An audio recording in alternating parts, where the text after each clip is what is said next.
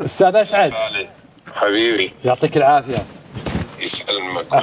احنا الله يسلمك نبي منك كلمه، الشباب كلهم يسمعونك وعلى الهواء. استاذ اسعد شباب العيداني. المجلس سلم لي عليهم، ساعة اتصلت بي على مودهم.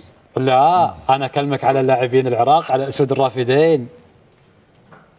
الف مبروك، هذول شبابنا وولدنا، وحقيقة الحمد لله حققوا اللي كل الشعب الآن فرحان به. هي فرحتنا، أهم شيء أنه أنت تسعد الناس وجاسم. فإذا سمعوني فألف ألف تحية لهم. اليوم الشعب كله فرح من فرحهم. الحمد لله. الحمد لله. نبي ها ابو حسن. نعم. هو السؤال بس قول لي نعم او لا. بلى. في سيارات حق اللعيبه؟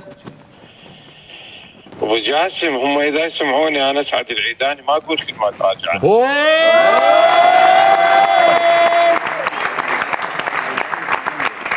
وقلت لك انا الشيخ من يقول كلمه ما يرد عنها، انا اعرف به والله. ما يحتاج، انا احكي نيابه عنه. هذا يونس يمك. نعم. واللعيبه كلهم يسمعونك. اكيد يعني. شيخ شلونك؟ شوف الله يحفظك، قلت لهم بمباراه بعد فوزهم على قطر وكانوا يصوروني، فقلت لهم قطعوا التصوير ما قبل يصورون، فما اريد انه هذا، قلت لهم حتى لا يصير حتى ضغوطات نفسيه عليكم.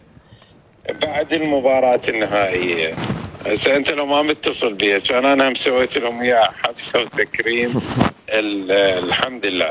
شوفوا اليوم قالوا يابا، البعض يقول يابا ليش ما صعدت على المنصه؟